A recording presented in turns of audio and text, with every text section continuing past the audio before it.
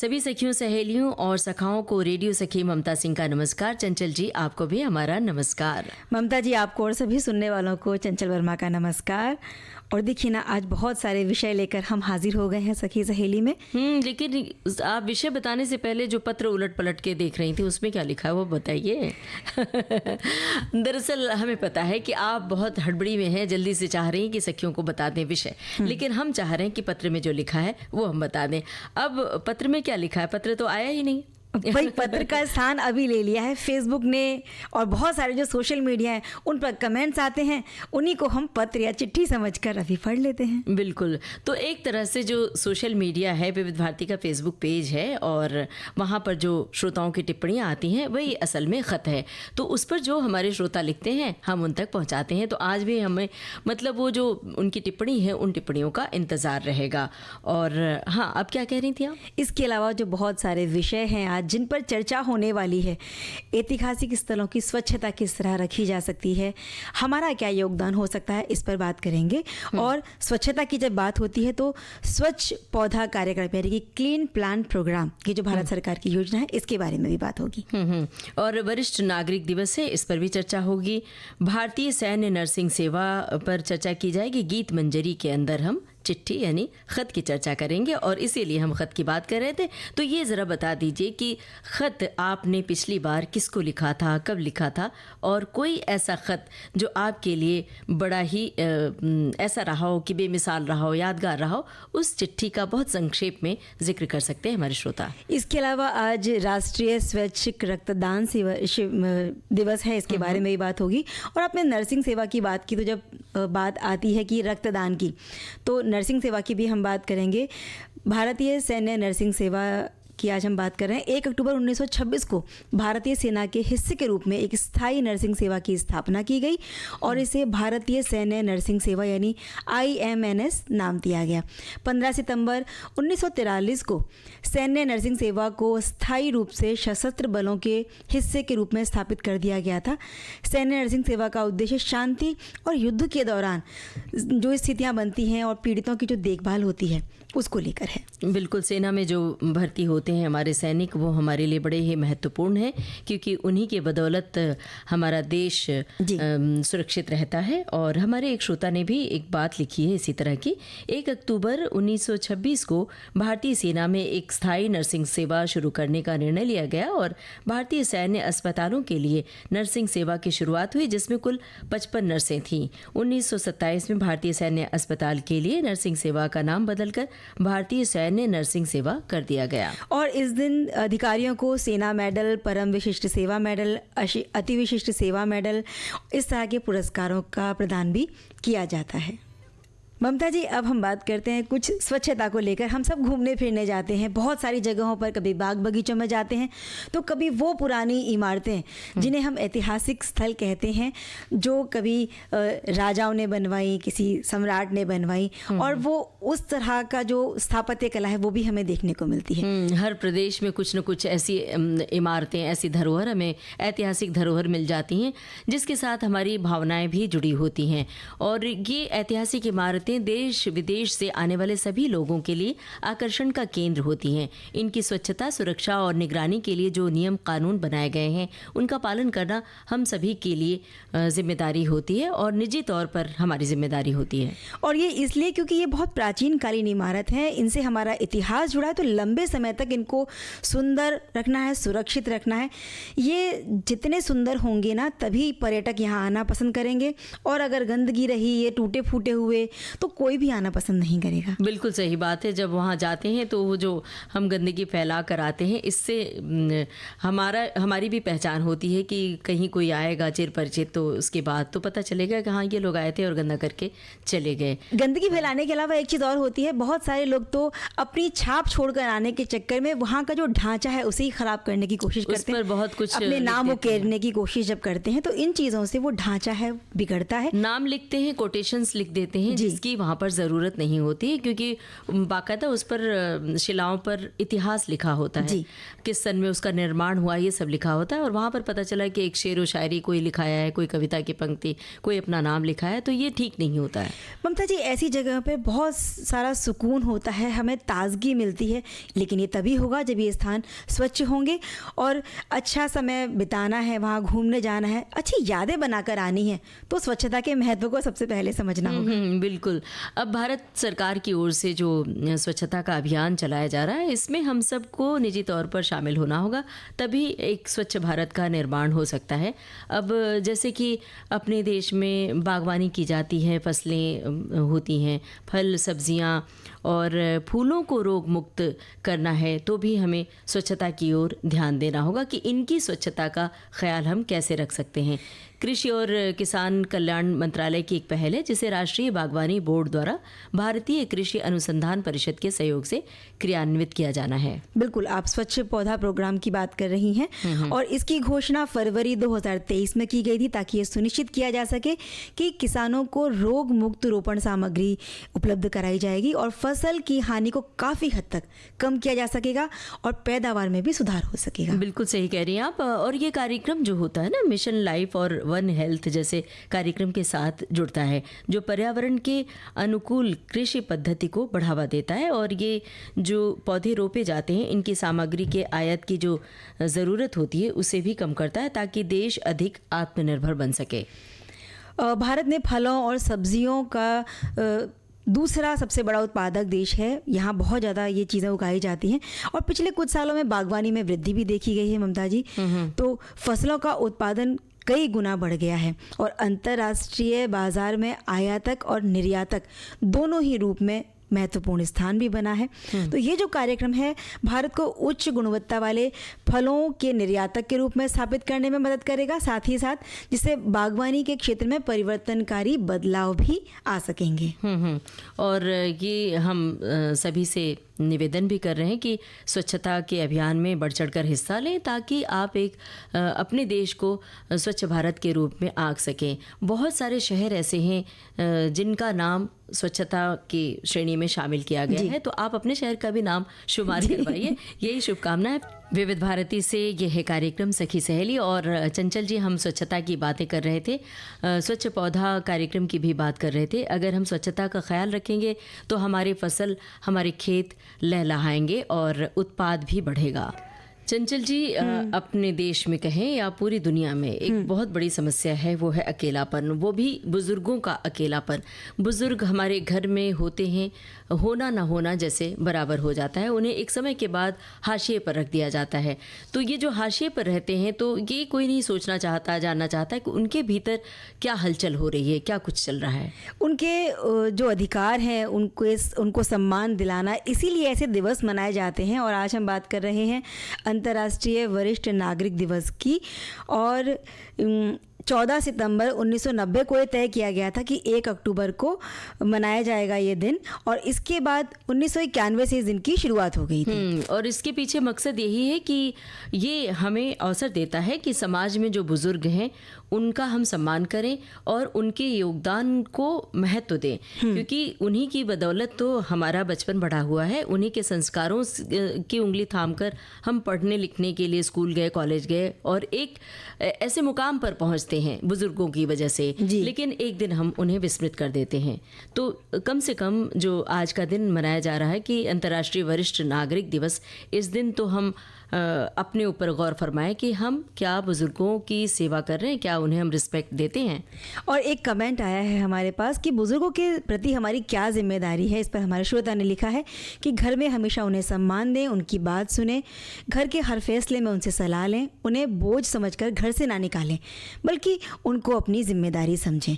किसी कारणवश अगर आप उनसे दूर रहते हैं तो भी उनसे बात करने के लिए समय निकालें, समय समय पर उनसे मिलने भी जाएं, ताकि उन्हें अकेलापन महसूस ना हो। बड़ी अच्छी बात लिखी है। बिल्कुल सही बात है। वरिष्ठ नागरिक दिवस युवाओं को वरिष्ठ लोगों की देखभाल और संरक्षण करने के लिए जागरूकता फैलाने के उद्देश्य से वरिष्ठ नागरिक दिवस मनाया जाता है। होता क्या है चंचल जी, घर में जब जो नई पीढ़ी है और जो हमारे घर के बड़े बुजुर्ग होते हैं, वृद्ध होते हैं, उनमें और जो बच्चे होते हैं उनके बीच पीढ़ी का जो इतना अंतराल होता है, इतना गैप होता है कि ना बच्चे बड़ों की बात समझ पाते हैं ना बड़े सोचते हैं, बुजुर्ग समझते हैं कि ये हमारे हिसाब से क्यों नहीं चल रहे हैं, और बच्चे सोचते हैं, बच्चे टेक्नोलॉजी के साथ जीना पसंद करते हैं, तो उन्हें दो पल बैठ के उनके साथ बोलना बतियाना पसंद नहीं आता। उन्हें लगता है कि इतनी देर में तो हम अपनी पढ़ाई कर लेंगे, इतनी देर में हम कुछ और काम कर लेंगे, कंप्यूटर के डेटा पर कुछ काम कर लेंगे। तो ये जो बातें होती हैं ना, ये उन्हें कहीं न कहीं भीतर सालती हैं और उनके अकेलापन को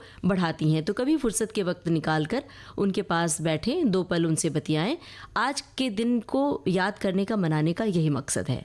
और हमारे श्रोता जो टिप्पणियाँ भेज रहे हैं उन्हीं की एक टिप्पणी पढ़कर सुनाती हूँ कि वरिष्ठ नागरिक दिवस युवाओं को वरिष्ठ लोगों की देखभाल और उनके संरक्षण के लिए जागरूकता फैलाने के उद्देश्य से मनाया जाता है। ये बिल्कुल सही बात है।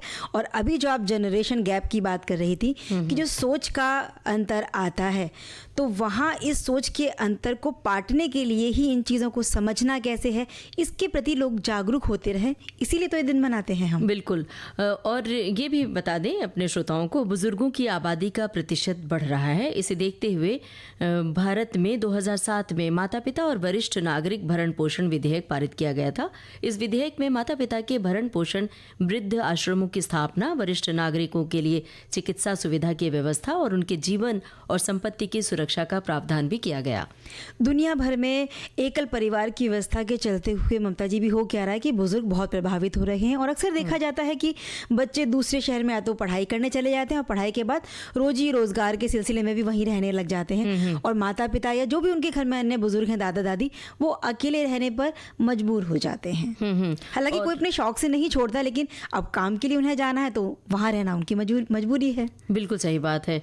वो बुजुर्ग जो किसी वृद्धाश्रम में नहीं रहते बल्कि अपने घर पर अकेले रहते हैं और उनकी तकनीकी तौर पर वो सक्षम नहीं होते हैं, तो इन बुजुर्गों को समय समय पर साइबर फ्रॉड का भी शिकार होना पड़ जाता है, क्योंकि उन्हें तकनीकी जानकारी इतनी नहीं होती है। कई बार धोखाधड़ी करके इनके एटीएम से पैसे भी निकाल लिए जाते हैं। इस तरह के कई मामले आए दिन सुनने को मिलते हैं। कई बार घर में उनके अकेलेपन का फ़ायदा उठाकर उनके घर लूट मार भी हो जाती है, चोरी भी हो जाती है।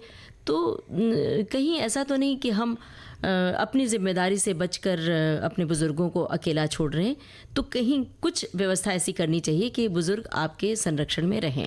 और सिर्फ साइबर फ्रॉड की ही बात नहीं, बहुत छोटे छोटे से उनके काम कई बार ऐसे होते हैं कि उनको अपने समय पर दवाइयाँ मिलवानी है, जो एक टेस्ट या चेकअप उनके समय समय पर होते रहते हैं, उसके लिए वो नहीं जा पाते हैं। तो अभी तो धोखाधड़ी इस तरह की भी होने लगी कि टेस्ट के बहाने कुछ लोग घर पर आ गए, बुजुर्गों का टेस्ट करना है। तो इन चीज़ों से सचेत और सावधान रहना है। इसके लिए बहुत सारे लोग जो जागरूक हैं, घर पर सीसीटीवी कैमरा भी लगवा कर रखते हैं, ताकि वो उनके ध्यान में रहे कि घर पर कौन आया, कौन गया, या कहीं उनके साथ घर में रहते हुए कोई दुर्घटना तो नहीं हुई। बिल्कुल। ममता जी, हमारी जो श्रोता कमेंट लिखते हैं कई बार बड़ा अच्छा लगता है पढ़कर। और देखिए ना, एक बड़ा अच्छा सा कमेंट है। हमारी श्रोता लिखती हैं कि आज सुबह जब मैं सुबह सैर के लिए जब वो गई होंगी, तो उस समय पार्क में मुझसे कम उम्र की महिलाओं ने मुझे विश किया। तब मुझे पता लगा कि आज वरिष्ठ नागरिक दिवस है। बड़ा अच्छा लगा, क्योंकि मैं भी अब वरिष्ठ नागरिक के पायदान पर आ चुकी हूँ। और बाद में लिखती हैं कि वरिष्ठ नागरिक दिवस की हार्दिक शुभकामनाएं। क्या बात है। जब वरिष्ठ नागरिक के पायदान पर आप पहुँच गई हैं, तो वो काम जिंदगी के जो छूट गए हैं, जो आप नहीं कर पाई अपनी तमाम व्यस्तताओं के कारण, अब वो काम शुरू कर लीजिए। क्योंकि जब वरिष्ठ नागरिक के खाते में आपका नाम शुमार हो जाता है, तो ऐसा नहीं सोचना चाहिए कि अरे अब हमारी उम्र हो गई, अब काम करने की उम्र चली गई, बल्कि एक नया जीवन शुरू होता है।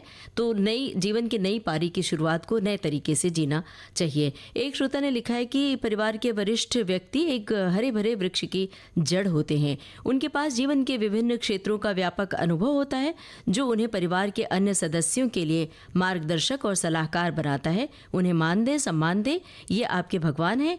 परिस्थितियां कैसी भी हों, असहाय अवस्था में उन्हें अपने से दूर ना करें, तभी वरिष्ठ नागरिक दिवस मनाने की सार्थकता। और एक श्रोता लिख रहे हैं कि वाह भाई, ऐसा भी होता है कि वरिष्ठ नागरिक दिवस भी मनाया जा रहा है आज के दिन। तो चलिए, आज तो उनके हित की बात होगी। बिल्कुल उनके हित की बात की जाएगी। सिर्फ बात बात नहीं बल्कि आप उसको बात को कारगर करें। बिल्कुल, और ऐसी चीज़ों से जुड़े बहुत सारे कानून बनते हैं, उनके भरण पोषण इलाज से जुड़े कानून भी बने हैं, लेकिन सिर्फ कानून बन जाने से किसी समस्या का समाधान नहीं होता। ये तो तब होगा जब हम सभी नागरिक मिलके उनके प्रति संवेदनशील हो जाएंगे। दोस्तों, विविध भारती से इस समय आप सुन रहे हैं कार्यक्रम सखी सहेली, और फिर से हाजिर हैं हम सखी सहेली में। और अब हम बात करेंगे स्वैच्छिक रक्तदान दिवस के बारे में। आज राष्ट्रीय स्वैच्छिक रक्तदान दिवस है और हर साल 1 अक्टूबर को ये दिन मनाया जाता है ताकि एक व्यक्ति के जीवन में रक्त की ज़रूरत क्या है, इसका महत्व क्या है, इसे समझ सकें और साझा कर सकें। इस दिन का उद्देश्य, मतलब इस दिन को मनाने का जो उद्देश्य है, लोगों को स्वैच्छिक रक्तदान के महत्व के बारे में जागरूक करना है ताकि किसी भी ज़रूरतमंद मरीज़ की तत्काल रक्त की अगर ज़रूरत हो तो उसे पूरा किया जा सके, दिया जा सके। इसे सबसे पहली बार 1 अक्टूबर 1975 को Indian Society of Blood Transfusion and Immunohaematology के माध्यम से मनाया गया था, जिसकी स्थापना 22 अक्टूबर 1971 में की गई थी। ये दिन हम इसलिए मनाते हैं ताकि किसी भी तत्काल और गंभीर परिस्थितियों के लिए रक्त बैंकों में रक्त का अगर भंडारण कम ना हो, ये दिन रक्तदाताओं के आत्मसम्मान को बढ़ावा देकर उन्हें धन्यवाद देने के लिए भी है। कई बार जो लोग रक्तदान करते हैं उन्हें ये डर लगता है कि अगर मेरे शरीर से खून निकल जाएगा तो हम बहुत कमज़ोर हो जाएंगे और एनीमिया हो जाएगा, जबकि ऐसा नहीं है। आप अगर एनीमिक हैं और खून की कमी आपके शरीर में है तो जब आप रक्तदान के लिए जाएंगे तो वहाँ पर आपको उचित निर्देश दिया जाता है, तो खुद ही नहीं लिया जाता है उन बैंक में। तो आप जब जाते हैं तो अपने मन को तैयार करके जाएं ताकि आप रक्तदान कर सकें। बिल्कुल, और इसीलिए भी रक्तदान मानवता का बहुत महत्वपूर्ण हिस्सा बन गया है ममता जी। और इससे कोई फर्क नहीं पड़ता कि रक्तदाता कौन है या रक्त जो ले रहा है या प्राप्त कर रहा है वो कौन है। एक दाता भविष्य में प्राप्तकर्ता भी हो सकता है और एक प्राप्तकर्ता निकट भविष्य में रक्तदाता भी हो सकता है। इसलिए बिना किसी अपेक्षा के रक्तदान करना ही सबसे बड़ी मानवता है और इससे हम किसी जीवन को बचा सकते हैं। ज़रूरी नहीं कि हम किसी रिश्तेदार को या दोस्त को ही रक्तदान करें। अब स्वेच्छा से किसी भी इंसान के लिए रक्तदान करना ये असली मानवता है। रक्तदान से जुड़ी कुछ बातें अभी रह गई थी जो आप कहना चाह रही हैं, लेकिन उससे पहले एक श्रोता की टिप्पणी है वो मैं पहुंचा दूं। एक श्रोता ने लिखा है कि आजकल हॉस्पिटल में विविध बीमारियों से पेशेंट को खून की ज़रूरत होती है और वहाँ इसका शॉर्टेज हो रहा है। कई बार इनके अनुसार खून न मिलने के कारण जान से हाथ धोना पड़ जाता है। इस कारण लोगों को स्वैच्छिक रक्तदान करने का आह्वान कर रही है सरकार, तो ये बहुत अच्छा कदम है। और रक्त की वजह से कई बार कुछ रोगों का संचार भी हो जाता है, तो रक्त संचारित रोगों को रोकने के लिए जो जमा किया गया रक्त है उसकी सावधानी पूर्वक जांच और उसका परीक्षण करना भी बहुत ज़रूरी होता है ममता जी, ताकि किसी के जीवन के लिए ख़तरा पैदा ना हो। बहुत सारी बीमारियां होती हैं जैसे AIDS, syphilis, hepatitis B, hepatitis C, malaria, बहुत सारी अन्य बीमारियां जो संक्रमण से फैल सकती हैं, उनको रोका जा सके इसके लिए जांच अनिवार्य है। और स्वैच्छिक रक्तदाता कभी झूठ नहीं बोलते, इसीलिए अपनी अग्रिम जांच के लिए भी वो सहमत हो जाते हैं ताकि उनकी जो नीयत है किसी की जान बचाने की वो उस चीज़ को पूरा कर सकें। और एक श्रोता ने लिखा है कि इस संबंध में कुछ गलतफहमियां होती हैं, जैसे कि रक्त कणिकाएं जो होती हैं, लाल रक्त कणिकाएं हमारे शरीर में अनवरत बनती और बिगड़ती रहती हैं, इसलिए रक्तदान करने से कोई नुकसान नहीं होता है। दान की क्षतिपूर्ति शरीर अपने आप कर लिया करता है। फिर दान दिया गया रक्त किसी ज़रूरतमंद रोगी की जान बचा सकता है, इसलिए ये जो मुहिम है इसमें शामिल होकर रक्तदान ज़रूर करें। एक एक्ट है, ड्रग्स एंड कॉस्मेटिक एक्ट 1940, इसके अनुसार जो रक्तदान करना चाहते हैं उनके लिए कुछ मानदंड हैं। जैसे रक्तदाता की आयु 18 से 60 साल के बीच की होनी चाहिए, उसका वजन 45 किलो या उससे अधिक होना चाहिए, पल्स रेट 60 से 100 प्रति मिनट होनी चाहिए, रक्तचाप सामान्य होना चाहिए, HB यानी हीमोग्लोबिन 12.5 प्रति मिलीग्राम होना चाहिए और शरीर का तापमान 37.5 सेंटीग्रेड से अधिक नहीं होना चाहिए। दरअसल जब ये रक्तदान करने के लिए जाते हैं लोग तो वहाँ पर ये सब पड़ताल हो जाती है, तो श्रोता जो सुन रहे हैं वहाँ जाकर ये सब जांच करवा के खुद ही रक्तदान कर सकते। विविध भारती पर इस समय कार्यक्रम है सखी सहेली और चंचल जी जो चिट्ठी आई ही नहीं उस चिट्ठी को हम लोग पढ़ रहे थे माइक से पहले। मतलब चिट्ठियों की हम बातें कर रहे थे कि एक ज़माना था चिट्ठियाँ आती थीं और पढ़ते थे, यहाँ तक कि एक चिट्ठी आती थी पूरा परिवार बैठकर सुनता था, कोई एक पढ़कर सुनाता था और सब लोग पढ़ते थे, सुनते थे और साथ साथ रोते थे, हंसते थे, क्योंकि चिट्ठी बड़ी दूर से आती थी, किसी आत्मीय की आती थी। लेकिन भाई अभी हम 21वीं सदी में जी रहे हैं, जहां अब जब चाहे किसी से भी अपनी जो तकनीकें आ गई हैं, इनके ज़रिए अलग अलग बहुत सारे माध्यम में उनसे बात कर सकते हैं, उनका हालचाल जान सकते हैं। लेकिन एक समय था जब इन चीज़ों के बारे में सोचना ही संभव नहीं था। लेकिन जो चिट्ठियों में वो जो घटनाओं की बात होती थी, जो खुशबू होती थी, जो प्यार होता था, वो जो छुअन होती थी चिट्ठियों में, वो फ़ोन पर बात कर लें या तकनीक के ज़रिए सीधे बात कर लेते हैं तो वो आनंद नहीं आता है। बहरहाल, लेकिन इसका मतलब ये नहीं कि हम तकनीक से दूर होकर हम फिर से चिट्ठी की ओर लौट जाएं। चिट्ठी तो एक समय था कि उन चिट्ठियों को हमने आज भी सहेज कर रखा हुआ है, जब वक्त मिलता है तो उसे पलट कर रख लेते हैं। तो समय के साथ हमें बदलना तो पड़ता है, समय के साथ आगे तो बढ़ना पड़ता है। और आज के युग के जो बच्चे हैं या जो आने वाली हमारी पीढ़ियां होंगी, उनके लिए चिट्ठियां इतिहास बनकर रह जाएंगी। और इतिहास की हम बात करें तो जब अंग्रेज़ जो यहाँ राज करते थे, यानी कि ब्रिटिश राज के समय ही डाकघर की स्थापना हो गई थी और उन्होंने इस सेवा की शुरुआत की थी ताकि जो व्यापारिक हित हैं और संचार की आवश्यकता है उनको पूरा किया जा सके। लेकिन आज़ादी के बाद भी हम सबके लिए सुख दुख के साथी और आम जनता के लिए संचार का साधन बन गया। बिल्कुल सही कह रही हैं। और भारतीय डाक सेवा की स्थापना आज के दिन ही 1 अक्टूबर 1854 को हुई थी, जब भारत में पहली बार चिट्ठी पर डाक टिकट लगाने की शुरुआत हुई और महारानी विक्टोरिया के चित्र वाला डाक टिकट 1 अक्टूबर 1854 को जारी किया गया था। और उस तरह के टिकट्स जब बाद में जब हमारे जन्म के बाद जब हमें वो सब टिकट्स मिलते थे तरह तरह के, फिर बाद में महात्मा गांधी के नाम से टिकट जारी होता था, तो उन टिकट्स को हम अपनी किताबों में, कॉपियों में सहेज कर रखते थे। फिर एक एल्बम बनाया बहुत समय के बाद, एल्बम में उन डाक टिकट्स को चिपका कर रखते थे और उसका एक दस्तावेज बनाते थे। ये शौक बड़ा अजीब था। अब जो पीढ़ी है, पता नहीं इस पीढ़ी को इन सब चीज़ों का शौक है या कि नहीं। लेकिन एक बात तो है ममता जी कि जब भी हमारे किसी प्रियजन की चिट्ठी हमें मिला करती थी तो उस चिट्ठी को पढ़ने के बाद अनायास ही चेहरे पर अगर कुछ अच्छी बात लिखी है, सुखद बात है, तो मुस्कान आ जाती थी और चिट्ठियों का जवाब पाने के लिए आंखें राह तकती थी कि डाकिया कब आएगा। और ख़त मिलने के बाद जो ऐसा बहुत सारे लोग थे जिन्हें लिखना पढ़ना नहीं आता था, डाकिए से ही और चिट्ठी पढ़ने के अंदाज से पता चल जाता था कि चिट्ठी में है क्या, मतलब कौन सी वाली चिट्ठी है, प्रेम पत्र है या माता पिता की चिट्ठी है। अगर प्रेम पत्र है तो वो जो चेहरे की मुस्कुराहट की बात की तो वो पता चल जाता था कि घूंघटे में मुखड़ा छुपाकर भी डाकिए से चिट्ठी लिखवाई जाती थी। बिल्कुल। ममता जी, चिट्ठी को पहुंचने में कभी कभी हफ्ता 10 दिन भी लग जाते थे। तो जब कोई आपातकालीन परिस्थिति हुआ करती थी तो तार के माध्यम से सूचना दी जाती थी और डाकिया भी ऐसे होते थे कि वो तार पहुंचाने में देरी नहीं करते थे। टेलीफोन और मोबाइल जब धीरे धीरे आए तो तार सेवा की ज़रूरत ख़त्म होती गई और 1.5 सदी से भी ज़्यादा का सफ़र ख़त्म करने के बाद आखिरकार इस सेवा को 2016 में बंद कर दिया गया था। वो एक ऐसा समय था जब एक डाकिया लंबे समय तक एक ही क्षेत्र में काम करता था।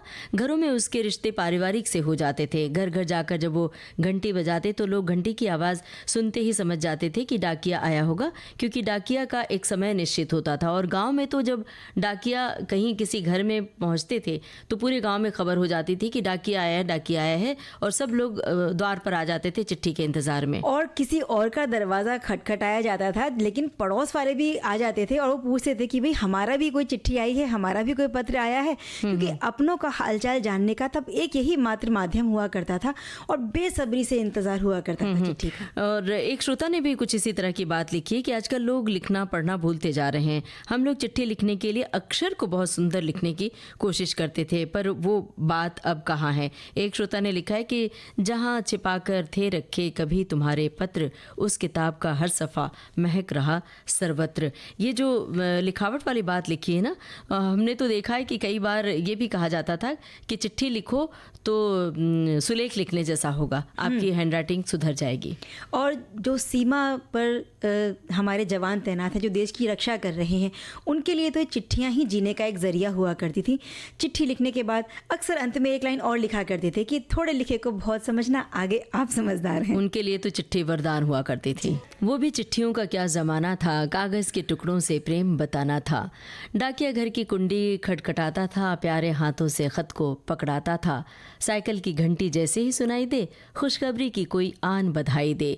चिट्ठी का कोना फटा सा दिख जाए, देखते ही आंखों से आंसू आ जाए। अनहोनी का संकेत वो दिखाना था, वो भी चिट्ठियों का क्या ज़माना था। खुशियों और गमों से भरा ठोकर ठिकाना था, वो भी चिट्ठियों का क्या ज़माना था।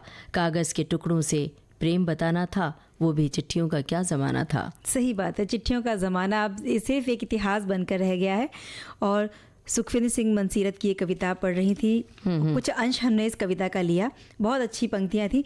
और उस ज़माने में सही बात है कि चिट्ठी को देखकर ही समझ जाते थे कि इसमें कुछ अच्छी सूचना है या बुरा, क्योंकि अगर कोना फटा हुआ दिखा तो कोई अशुभ सूचना है, इसका संकेत हमें मिल जाता था। और 3 तरह के अमूमन पत्र हुआ करते थे ममता जी, पोस्ट कार्ड, अंतर्देशीय और लिफाफा। पोस्ट कार्ड में कोई भी गोपनीय सूचना नहीं लिखी जाती थी क्योंकि एक खुला पत्र होता था।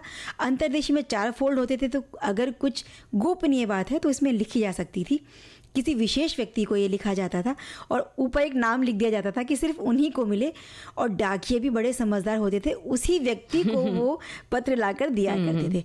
अगर कुछ भेजना है आपको, जैसे राखी है या अन्य कोई छोटा सा सामान है, कोई चिट्ठी पत्री, कुछ फूल भेजे जाते थे, तो वो लिफाफे में भेजे जाते थे। डाकिया तो नहीं, पर डाक बाबू हम सभी से बहुत अच्छा बोला करते थे। और अच्छी खबर जब वो लेकर आते थे तो उनका मुंह मीठा करवाया जाता था। इसी बात पर ये बहुत अच्छा संदेश हमारे एक श्रोता ने लेकर भेजा है कि घर में भी जब कोई पकवान बने होते थे, पेड़े हों, बताशे हों या लाई हों, इनसे डाकिये का मुंह मीठा करवाया जाता था। अच्छी खबर लेकर आते थे जब, मतलब चिट्ठी में कोई अच्छी बात लिखी होती थी तब। एक श्रोता ने लिखा है कि चिट्ठी लिखने में हाल को बहुत विस्तार से भाव विभोर होकर लिखा जाता था, सुख दुख समझ आ जाता था। इतने विस्तार से आज कोई सुनना भी नहीं चाहता है और सुनाना भी नहीं चाहता है। अब अपनों की कोई चिट्ठी तो आती ही नहीं है। चिट्ठियों की अहमियत को भी आज की पीढ़ी शायद ही समझ पाए। फ़ोन और इंटरनेट ने संदेशों का आदान प्रदान तो आसान कर दिया, लेकिन इंतज़ार और रोमांच का वो लम्हा छीन लिया। बिल्कुल सही बात है। और चिट्ठियों में भाव और भाषा का संगम हुआ करता था। इनके इंतज़ार में संयम भी हमने सीखा। पत्रों के उस ज़माने में बहुत रस था। चिट्ठियों के ज़माने में रिश्ते धीरे धीरे पकते थे, तो डाकिये को भी लोग देवदूत माना करते थे। तो ख़त कुछ संभाल कर रखे हो तो कभी कभार पढ़ लिया करिए। फिलहाल वक्त नहीं है कि कुछ बोलें बतियाएं या गाना सुनवाएं। लेते हैं सखियों और सखाओं से इजाज़त। आप सभी को ममता सिंह और चंचल वर्मा का नमस्कार।